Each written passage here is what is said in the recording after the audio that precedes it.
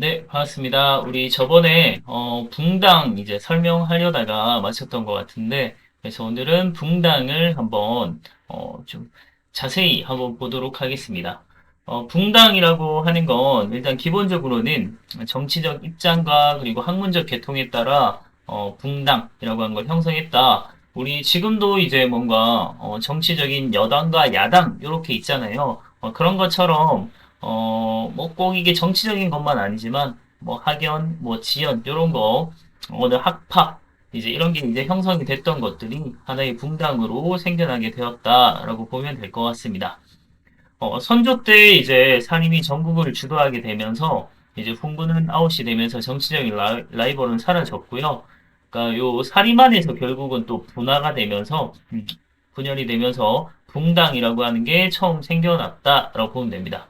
그래서 이게 뭐 서로 막 정치적으로 서로 막 죽이듯이 싸웠다 뭐 이렇게 볼 게 아니고 처음에는 붕당이 아주 건전하게 그러니까 상호 비판과 견제로 오히려 정치 발전에 기여했던 그런 점이 있습니다. 그런 게 나중에 이제 시간이 지나면서 붕당이 좀 변질되면서 서로 막 죽일 듯이 그렇게 돼버리니까 너무 문제가 돼버린 거고 그 전까지는 이 붕당이 아주 건전하게 아주 잘 이루어지고 있었습니다. 이 붕당이 어떻게 어, 생겨나게 된 건지 한번 보도록 할게요. 처음에 이 붕당이 나뉘게 된 것은 이 바로 이조전랑이라고 하는 요 간직 때문이었습니다. 뭐 물론 다른 이제 이유도 있지만 요게 제일 커요. 그래서 이조전랑직은 정말 중요한 거니까 한번 봐두면 이조라고 하는 거는 우리 6조 중에 그 2조예요. 그래서 인사나 이런 거랑 좀 관련 있는 게 2조거든요. 그래서 2조는 2조에서 전랑직이라고 하는 건 정오품 정랑하고 그리고 정육품 좌랑을 이제 합쳐서 이제 전랑이라고 얘기를 하는 거예요. 그러니까 품계 자체는 별로 높지 않죠. 그러니까 오품이랑 육품이니까 뭐 정일품, 뭐 정승 이런 사람들에 비해서는 정말 뭐 낮은 관직이라고 볼 수 있는데 얘가 가진 권력만큼은 사실은 정말 중요했다라는 겁니다. 언론 3사의 관리 임명에 관여할 수 있는 통청권이라고 하는 권한도 갖고 있었고, 그리고 후임을 직접 청구할 수 있는 어마어마한 권력이죠. 그래서 자대권을 가진 엄청난 권한을 갖고 있는 조정의 핵심 관직이었다라고 보면 됩니다. 그러니까 만약에 이조설랑직을 한 붕당이 차지하게 되면 자기 세력을 계속 이제 끌어올 수 있는 아주 중요한 직책이라고 하는 거죠. 그래서 이 이조전랑직을 누가 차지하느냐를 가지고 굉장히 좀 싸움이 많이 갈등이 나타났던 것 같고요. 그러면서 붕당이 형성되기 시작했다라고 생각하면 됩니다. 음, 근데 이조전랑이 정말 중요하긴 했어요. 그래서 이게 워낙 이제 자신의 뭐 후임이나 아니면 관리 임명에도 권한을 갖고 있다 보니까 자기 라인을 형성하기 굉장히 좋았겠죠. 그래서 이주설랑직을 거치면 대부분 이제 정승이 될 수 있었다 이렇게 할 정도로 굉장히 이제 정승이 되려면 하나에 거쳐 가야 되는 중요한 관직 중에 하나였다 이렇게 봐둘 정도로 중요한 관직이다고 생각하면 됩니다. 그래서 다시 풍랑을 한번 보면 요거 보면서 한번 볼게요. 우리 막 풀기도 했었는데 사림은 처음에 동인과 서인으로 나뉘게 됩니다. 요거는 경복궁 기준으로 그냥 동쪽에 살던 이제 김효원, 동인의 대표는 김효원이었고요. 그리고 서인은 심은겸이라고 하는 사람입니다. 그러니까 경복궁 기준으로 서쪽에 살던 사람이에요. 그래서 동인, 서인 나뉘게 된 건데 이거를 조금 더 자세히 보면 서인 같은 경우는 기존에 이제 기성살인 그러니까 기존에 이제 쭉 있던 살인들이라고 보면 되고, 지역적으로 본다면 좀 영남 쪽 살인이 많았습니다. 그리고, 대표적인 학파라고 한다면, 인가 이제 서인 쪽, 대표 인물로 볼 수 있고요. 그리고 동인 같은 경우는, 음, 신진살인들, 그러니까 새롭게 이제 등용된 사람들이 많았고, 대체로 기호지방, 그러니까 경기와 이제, 호남 지방이라고 생각을 하면 돼요. 이쪽 지방의 사람들, 살인이 많았다. 대표적인 학자는 이황과 조식이라고 보면 됩니다. 그래서 처음에는 동인이 좀 더 우세해요. 그러니까 동인의 집단들이 아무래도 이왕이나 조식의 제자들도 굉장히 많았고 영향력이 굉장히 큰 사람이라서 동인이 아주 잘 나갔는데 이때는 서인의 뭐 뚜렷한 이제 뭐 대표격인 인물이 없던 상태예요. 그때 이제 갑자기 균형을 좀 맞춰야겠다면서 내가 앞으로 서인하겠다라고 등장한 인물이 바로 이이였습니다. 그러니까 이왕과 이이는 사실 나이는 이왕이 더 많고요. 좀 더 선배격이지만 정치적으로나 뭐 아니 학문적으로나 굉장히 좀 라이벌을 형성하고 있던 게 이황과 이이예요. 그래서 이런 식으로 이제 이가 서인이 되면서 좀 세력의 균형이 갖춰지는 그래도 여전히 동인이 조금 더 우세한 이런 형태로 가게 됩니다. 여기 이제 선조 때 쭉 이렇게 가다가 이 동인이 북인과 남인으로 나눠지게 돼요. 다시 요게 나눠진 계기가 된 사건은 정여립 모반 사건이라고 있었는데 요걸 이제 주도했던 사람이 바로 그 우리 국문학 뭐 이런 거 할 때 많이 등장하는 송강정철이라고 하는 사람이 있죠. 이 사람이 열심히 막 유배 다니면서 많은 막 시를 쓰기도 하고 막 글 쓰기도 했거든요. 그 사람이 바로 이제 서인 사람이에요. 그래서 서인이 이제 모반에 가담하다 보니까 이 서인에 대한 처리를 둘러싸고 이 동인이 이제 북인과 남인으로 나뉘게 되었다라고 보면 됩니다. 남인이 서인 처리에 조금 이제 온건한 입장이라고 보고 북인은 조금 더 강경한 입장, 완전히 이참에 다 척결해야 된다라고 주장했던 사람들이라고 보면 돼요. 요걸 이제 학파로 좀 나눠보면 남인은 이제 이황의 계열 그리고 북인은 조식의 계열이었다 이렇게 보면 됩니다. 근데 이게 시점이 이제 외란 때라고 보면 돼요. 그래서 외란이 일어났을 때 선조는 도망갔잖아요. 도망가고 이제 광해군이 전쟁을 수행하고 그리고 결국 이제 그를 발판으로 이제 왕이 되면서 이제 전후복구 사업도 하고 여러 가지 뭐 중리외교라든지 정말 백성들을 위한 정책들을 조금 하게 되는데 그때 이제 같이 집권했던 애들이 바로 북인입니다. 북인들이 대체로 의병장 출신이 많았고 그래서 광해군이랑 좀 아주 잘 맞았죠. 공짝이 잘 맞아서 같이 전후복구도 하고 나중에 우리 배울 겁니다만 대동법 시행하기도 하고 중리외교하고 그런 이제 조금 더 이제 성리학적인 그런 뭐 명분론 이런 걸 좀 벗어나서 좀 더 실리적인 걸 추구했던 게 바로 북인 계열이라고 보면 될 것 같습니다. 그러다가 이제 광해군 때는 강해군이 이런 중리외교랑 그리고 폐모살제라고 하죠. 이런 도덕적인 결함 이런 여러 가지 문제들 때문에 결국은 인조가 반정을 하게 되죠. 근데 이 인조 반정을 주도했던 애들이 바로 서인 계열이죠. 네, 서인은 북인이랑은 외교적인 정책 자체가 다르죠. 그래서 북인은 이제 중립외교 명과 청에 둘 다 이제 좀 중립을 잘 지켜서 균형을 갖추고 정말 나라의 실질적인 도움이 되는 실리 외교를 추구했다면 서인은 이제 성리학적인 뭐 명분론 그리고 뭐 대명의리론 명에 대한 의리를 지켜야 된다. 명이 이제 외란 때 우리를 도와줬잖아요. 그거에 대한 의리를 지켜야 된다라는 대명의리론에 따라 친명배금이라고 하는 정책을 하게 되죠.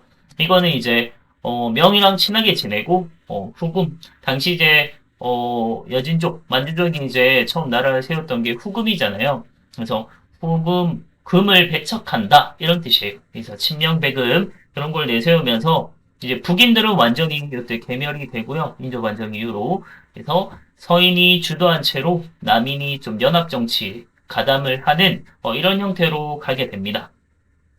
자, 요까지가 우리 조선 정기 부분이라고 보면 될 것 같고요. 그러다가 이제 조금 더 나아가서 우리 보면, 붕당 나온 김에 한번 보면, 인조 때 이런 친명배금 정책 때문에 결국은, 이 후금이 나중에 청으로 이름을 바꾸죠. 그리고, 그 전에, 일단 후금 때 이미 우리가 먼저 호란을 한번 맞게 되죠. 그게 이제, 정묘호란이고, 그 다음에 이 후금이 더 커져서, 병자호란, 청으로 이름을 바꾸고 병자호란을 일으키게 되죠. 그래서 우리가 엄청나게, 완전히 발리죠, 사실. 그래서 인조가 남한산성으로 막 피난 갔다가 40여일 동안 버티다가 아주 굴욕적인 삼배구 고두라고 하는 참 아주 굴욕적인 화해를 맺게 되면서 우리는 군신관계에 놓이게 된 그런 상황이 되기도 했습니다. 그럼에도 여전히 서인들은 자신들의 정권을 유지하기 위해서 침략대금 정책을 더 강화해서 아예 북벌운동, 청해 우리가 오랑캐에게 받은 이 수모를 씻어내자. 우리가 청을 치자 라면서 북벌 정책 이런 걸 이제 되게 추구하게 돼요. 그래서 실제로 이제 청을 칠 수는 없습니다. 청은 정말 큰 나라였고 지금의 중국의 영토나 이런 것들을 다 확보했던 게 사실 청이거든요. 그래서 청이 어쩌면 중국 역사에서 가장 센 나라였다고 볼 수 있어요. 그래서 실제로 칠 수는 없었고 그래서 북벌운동 하면서 서인들이 자신들의 정권을 되게 유지하고자 했다라는 걸 볼 수 있습니다.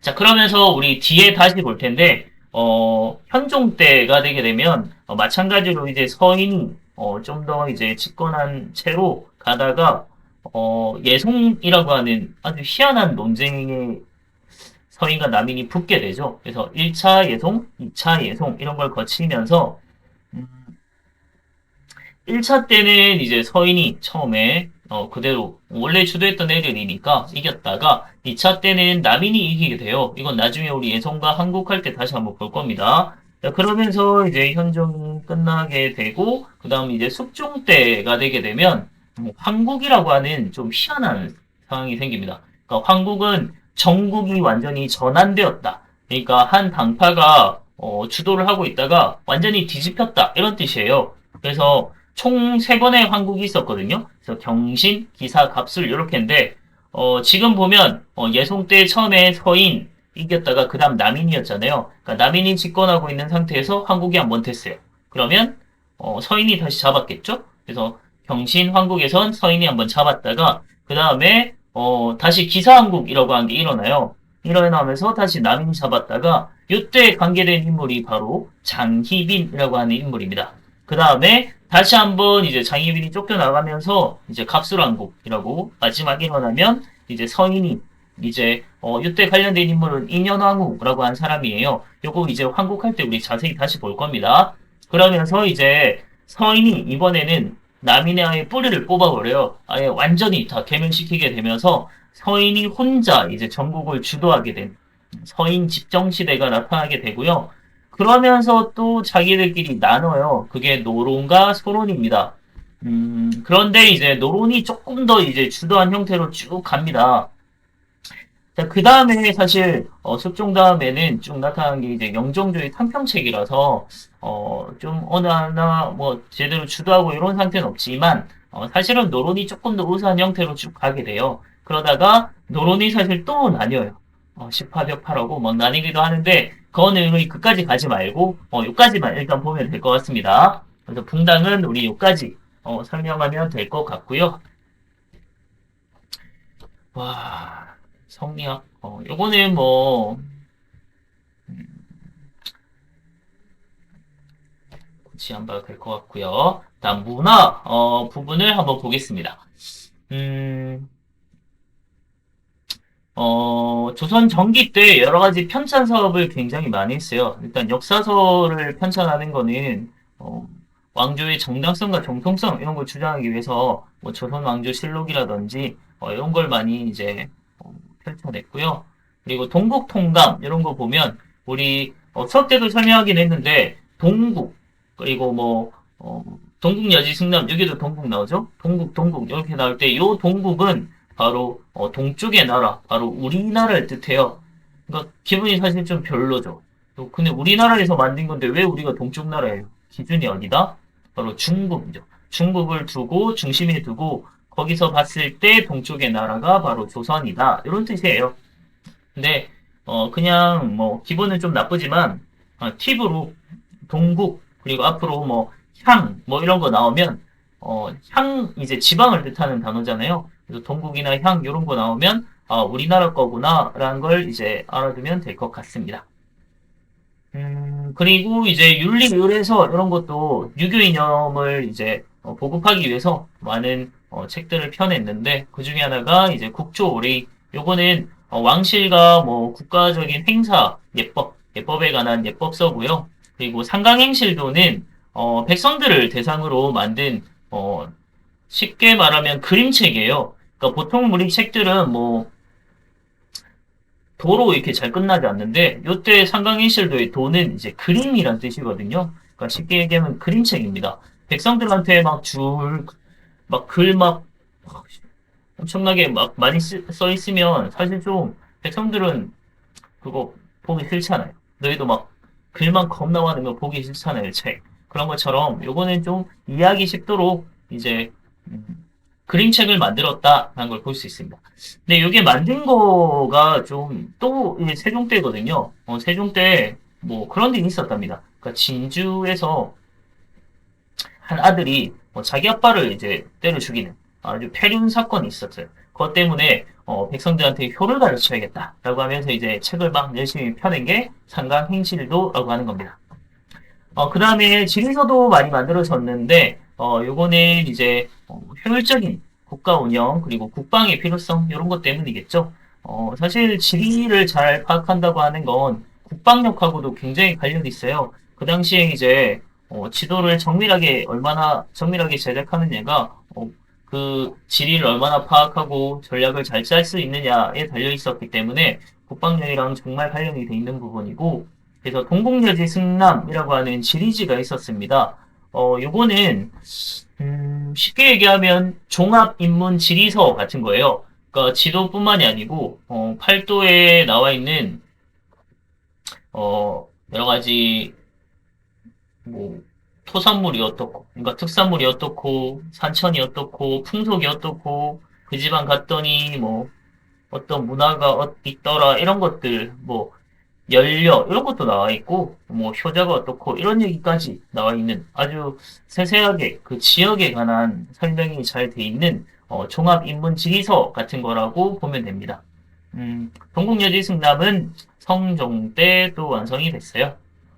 그리고 지도를 한번 봐야 되는데 혼일강리 역대 국도 지도라고 애들이 요거 이름 되게 헷갈려요. 근데 혼일강리 역대 국도 지도는 이렇게 생긴 건데 우리 책에서 봤을 겁니다. 전 사실 이거 처음에 봤을 때 좀 기분이 나빴어요.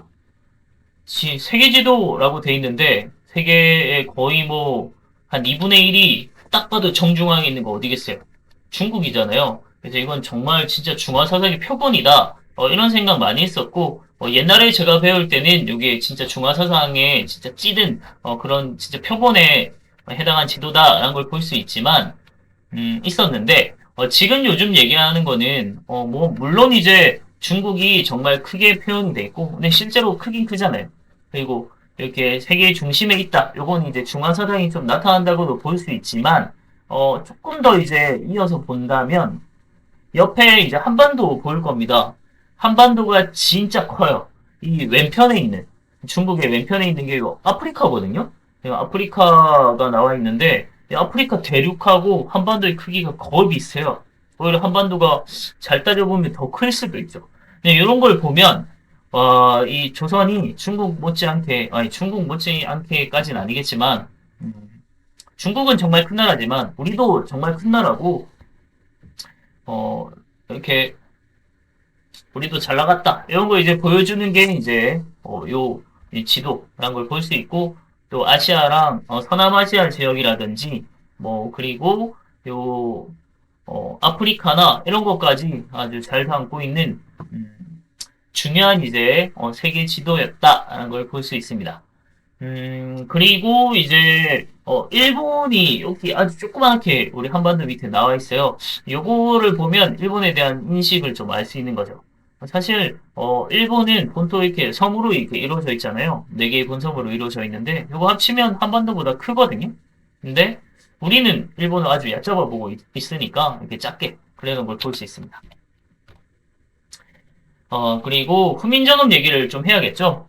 후민정음 같은 경우는 창제의 이유는 뭐 세종이 나라 말씀이 등기게 나라 요것만 봐도 알 수 있듯이 우리말을 표현하는 과정에서는 좀 불편함. 그러니까 백성들이 되게 어려워했다. 백성들이 한자를 배우기는 어렵고 그래서 한자로 다 돼 있는 이런 점들 때문에 법이나 이런 걸 알 수도 없고 자기가 억울한 일을 당했을 때도 그런 억울한 일을 하소연할 수가 없는 거죠. 그래서 백성들도 요 글을 깨우칠 수 있도록 만든 게 바로 후민정음이다라는 걸 볼 수 있고요. 사실 집현전에 제가 뭐 수업 때도 얘기했지만 부작이었던 채만리라고 한 학자분들을 비롯하여 많은 사람들이 후민정음 창제에 대해서 반대를 했었습니다. 그 얘기는 뭐 이런 얘기 했었죠. 뭐야? 앞에서 오래 했었구나. 그래서 이 중국 한자를 버리고 왜 오랑캐가 되는 길을 택하느냐 뭐 이런 거라든지 한자를 버리게 되면 성리학, 유교 경전을 읽어내기도 되게 어려울 뿐더러 그러면 이제 학업에 좀 손실이 오겠다. 뭐 여러 가지 이유로 이제 훈민정음 창제를 반대했었는데 그거는 이제 그 당시 성기들의 생각이 다들 그러했다라는 겁니다. 어쨌든 훈민정음 창제는 이루어졌고 그래서 이게 우리 국문학, 우리 글로 만들어진 우리 민족 글로 만들어진 이 문학 발달에 좀 기여를 하게 되고 그리고 민족 문화라고 하는 게 생겨나는데 아주 바탕이 된 중요한 글자이죠. 근데 이거 만들고 나서 제일 처음 한 게 바로 용비어천가라고 하는 거예요. 그러니까 요거는 사실 전주희씨 가문이 뿌리를 타고 올라가 보면 그렇게 대단한 가문은 아니거든요. 그래서 자기 건국의 정당성이나 이런 걸 이제 좀 만들기 위해서는 신화적인 요소가 좀 필요하잖아요. 그래서 건국 시조나 이런 자기 자신들의 시조를 이렇게 쭉 타고 올라가서 용이랑 좀 연결시키는 그런 내용입니다. 그런 거 이제 쫙 이렇게 퍼뜨린 거죠. 후민정음으로 이제 한글로 쫙 후민정음으로 써가지고 이걸 쫙 퍼뜨렸습니다. 그 외에도 이제 여러 이제 정책들이나 이런 것들을 후민정음으로 이렇게 펴내면서 정책들을 백성들에게 알리는 이런 역할을 한 걸 보면 후민정음은 정말 중요한 글자 중에 하나다 볼 수 있고요. 자 그리고 천문학이나 역법 이런 것도 되게 발달했는데 조선 전기까지만 해도 우리가 뭐 세계 최초 그리고 뭐 아시아 최초, 뭐 동양 최고 이런 것들이 굉장히 많아요. 근데 그럴 정도로 조선 전기나 초기 이럴 때는 과학기술이나 이런 게 되게 발달한 걸 볼 수 있는데 사실은 뭐 지금도 마찬가지지만 과학기술이라고 하는 게 나라를 부강하게 하는 것도 있고 그리고 백성들의 삶을 편안하게 하는 것도 있잖아요. 그리고 천문학, 뭐 역법 이런 것들이 또 이제 왕권이랑도 관련이 있고 그런 점에서 이제 되게 중요시했다라는 걸 볼 수 있습니다. 천문학 같은 경우는 천상열차 분야 지도라고 우리 책에 나와 있는 요거 있잖아요. 요거는 사실 그냥 그림 아니에요. 종이에 그려져 있는 그림이 아니고 비석에다가 이게 새겨 놓은 거예요. 새겨 놓은 건데 아주 정밀하게 별자리나 이런 것들이 잘 나와 있고 그런 점에서 아주 중요한 이제 천문학과 관련된 유물이다라고 볼 수 있습니다. 국립고궁박물관에 가면 요거 이제 비석 막 세워놨거든요. 가서 실제로 보면 진짜 멋있습니다. 근데 우리가 좀 생각해야 될 게 요게 고구려의 천문도를 이제 참고해서 만들었거든요. 근데 고구려가 우리가 생각할 때는 천문학이 그렇게 되게 발달돼 있는 그런 느낌 아닌데 고구려의 천문도가 이미 지금 수준으로 봐도 아주 정밀하게 별자리나 이런 것들을 잘 나타낼 정도로 천문도가 만들어져 있었고 그걸 보고 만든 게 천상열차 분야 지도라고 하는 겁니다. 다음 혼천이나 간이처럼 이제 천문 관측 기구가 있었고요. 그 다음에 역법서는 우리 달력 생각하면 돼요. 역법서는 그러니까 달력이라고 생각하면 되고 그게 이제 좀 중요하게 봐야 되는 게 칠정산이라고 하는 겁니다.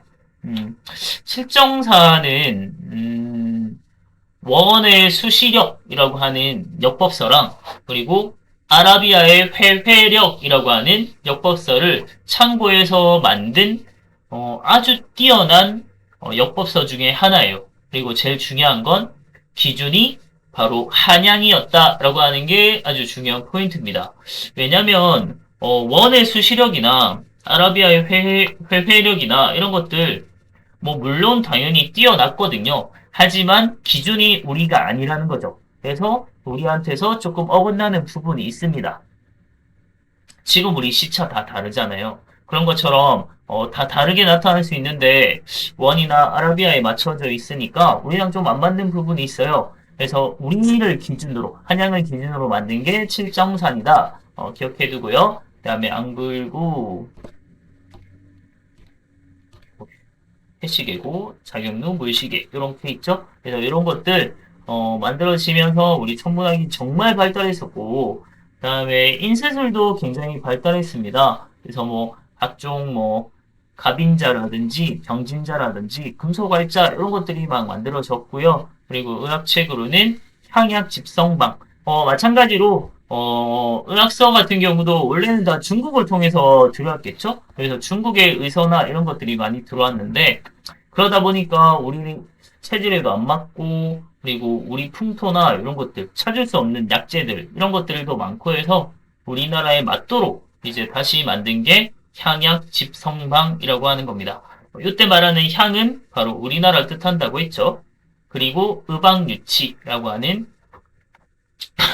종합약서 같은 것도 있었습니다. 음, 그리고 농서도 좀 봐야 되는데 여기서 한번 보겠습니다. 농사직설이라고 농서 같은 경우도 사실 중국에서 다 들여오게 되잖아요. 근데 중국의 농서랑 우리나라의 풍토나 이런 것들이 좀 안 맞아요. 그래서 이제 우리나라에 맞는 농사 방법이 필요하다라고 생각해서 또 세종입니다. 갓세종. 이제 세종이 경상도 이제 있는 농민들을 데려와다가 경험 있는 많은 농민들을 데려와서 직접 농사를 짓게 해요. 그러면서 이제 농사법을 정리하는 작업을 한 거죠. 그렇게 해서 펴낸 게 농사직설입니다. 그래서 세종이 같이 막 직접 농사 짓기도 하고 정말 백성들에 대한 생각이 남다른 분이죠. 자, 거기에다가 저는 요거 조금 더 얘기하고 싶은 건, 세종이 이제, 공법이라고 해서, 축국이고요. 공법이라고 해서, 어, 일종의 이제 세금 거두는 방법인데요. 근데 요거를, 새롭게 만들어냈어요. 근데 어떻게 했냐면, 이거 만들 때부터 사실 여론조사 하면서, 만들었다 하는 것도 되게 특징적인 부분이었고요. 이 내용 한번 보겠습니다.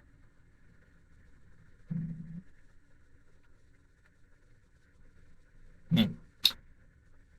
기준에 따라 매긴다 이런 건데요. 어, 봅시다. 14년 동안 전국적으로 17만 명의 의견을 받아서 만들어낸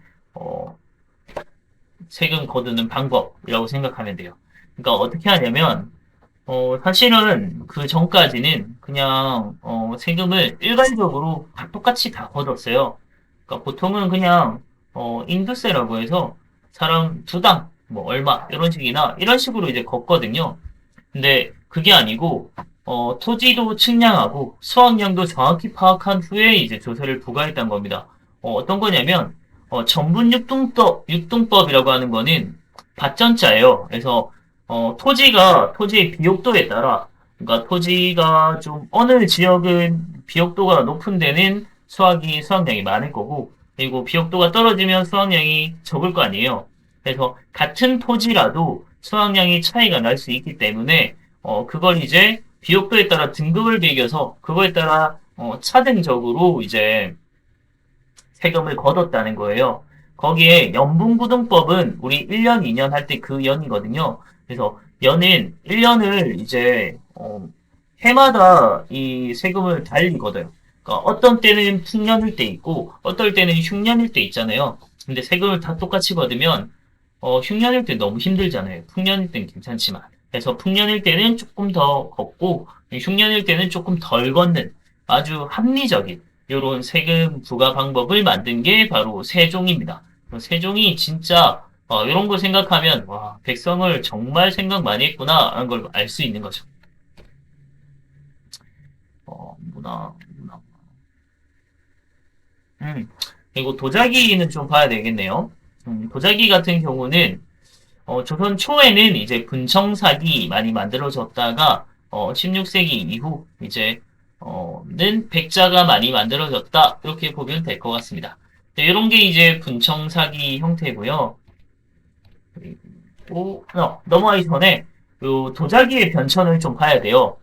그러니까 고려 때는 청자 만들어졌고요. 순청자, 그러니까 그냥 청자만 이렇게 만들다가 조금 더 이제 기술이 개발되면서 상감기법이 만들어졌고, 그래서 상감청자가 만들어지죠. 고려 때 이제 거기에 가게 되면 그러다가 조선 초에 되면 분청사기가 만들어지고, 그다음 백자 그리고 조선 후기에 가게 되면 청화백자라는 게 만들어져요. 여기서 우리가 주목해야 될 포인트는 바로 이 청이라고 하는 거예요. 청색. 이 청색을 내는 안료가 코발트라고 하는 애입니다.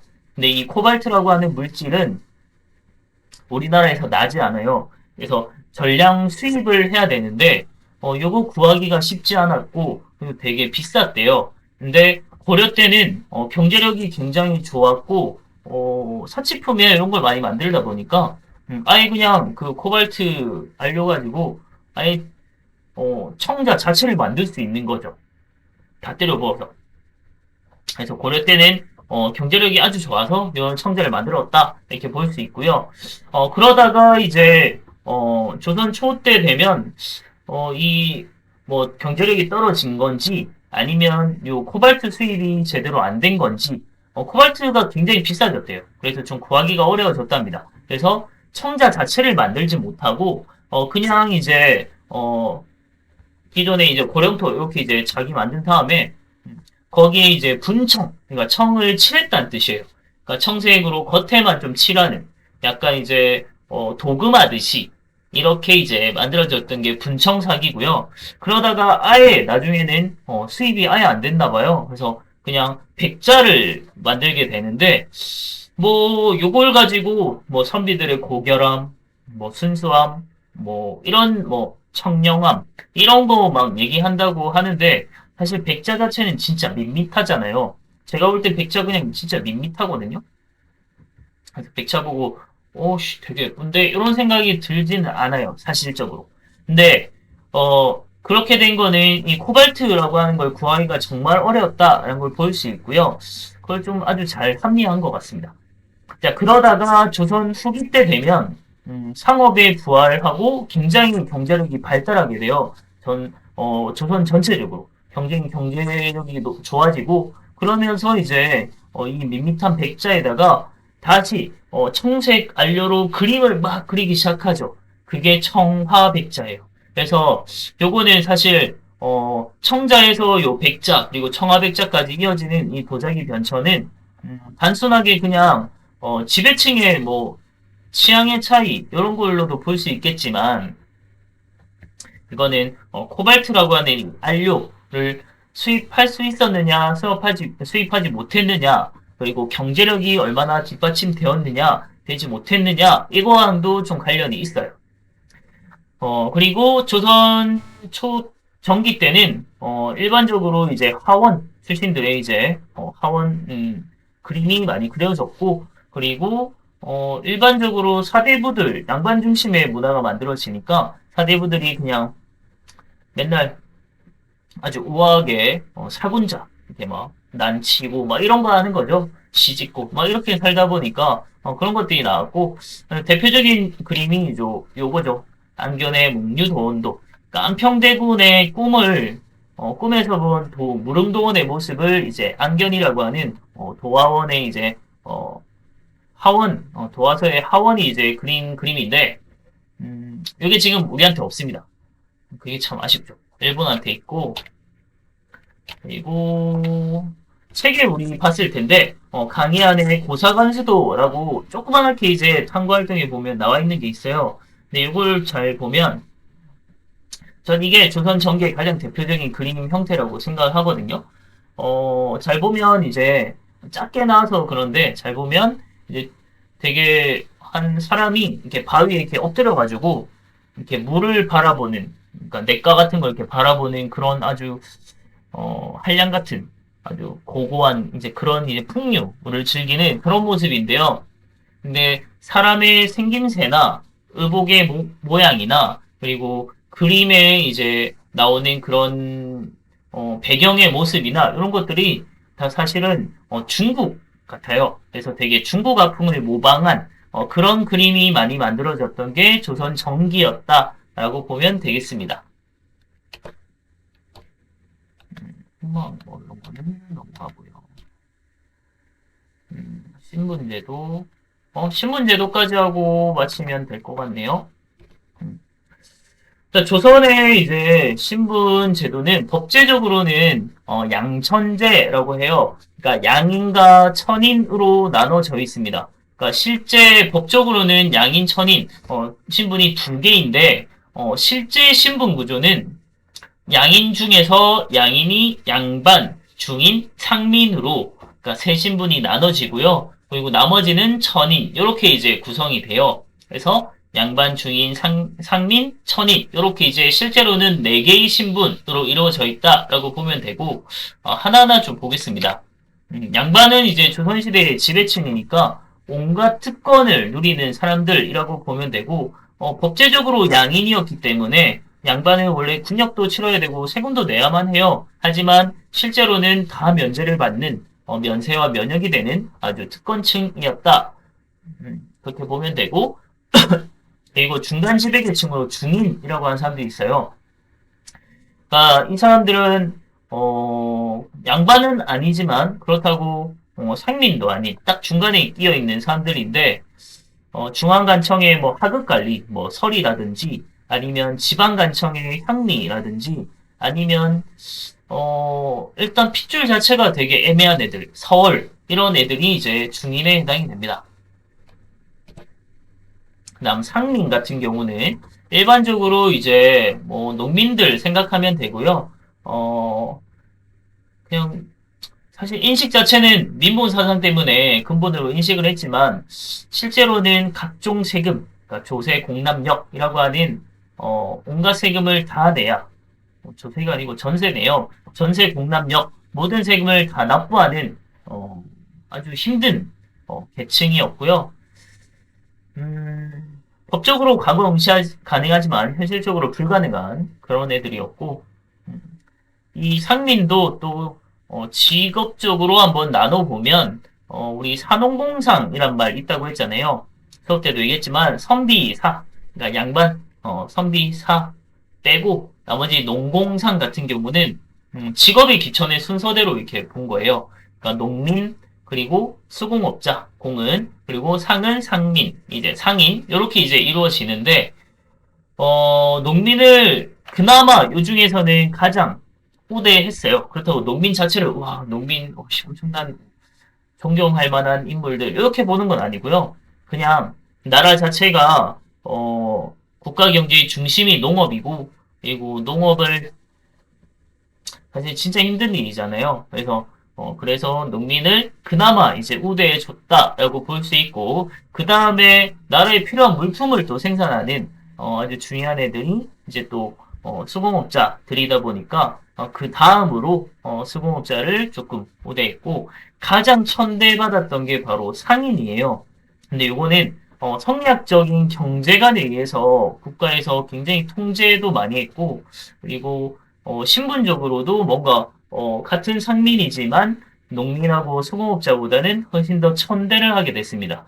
이게 왠지를 한번 따져보면 농민하고 수공업자는 직접 농사를 짓고 그리고 수공업자 같은 경우도 직접 이제 노동을 통해서 뭔가 물품을 생산하죠. 그러니까 농민도 농사를 지어서 이제 농작물을 생산을 하고 그렇게 이제 직접적으로 뭔가 노동을 통해서 물품을 생산하고 그걸 통해서 이제 정직하게 돈을 벌고 이제 이런 형태로 가는 거죠. 근데 성리학적 경제관에서 상인들 같은 경우는 어떤 존재냐면 직접적으로 노동을 하지 않아요. 그러니까 농사 지어서 농작물을 만든다거나 그러니까 생산을 하지 않아요. 직접적으로 뭐 물품이나 농작물이나 이런 거 생산하지 않는데 그걸 이제 중간에서 가져다가 팔아먹으면서 이익을 남겨 먹잖아요. 그러니까 요게 성리학적 경제관에선 약간 사기, 아주 부정하다 이렇게 생각을 하는 거예요. 그래서 이걸 이제 상업활동을 되게 노동이라고 생각하지 않는 거죠. 개념 자체가. 그래서 상인을 굉장히 천대하게 됐습니다. 그래서 산업공상이란 말이 생겼다라고 보면 됩니다. 그리고 천민 같은 경우, 그러니까 천인 같은 경우는 대부분이 이제 노비, 그래서 매매, 상속, 증여의 대상, 사람이 아니죠. 그런 사람들이고, 그 외에도 이제 특수 직역 종사자들도 있어요. 그러니까 백정이라든지 아니면 무당이라든지 창기, 기생 생각하면 됩니다. 그리고 뭐 지금의 아이돌들 생각하면 되는데 연예인들, 광대 이런 사람들이 다 천인에 속해 있습니다. 공노비, 산노비 이런 거는 나중에 우리 후기에 가면 다시 설명하면 될 것 같고요. 어, 오늘은 일단 여기까지 하면 될 것 같습니다. 시간이 생각보다 엄청 오래 걸렸네요. 수고했습니다.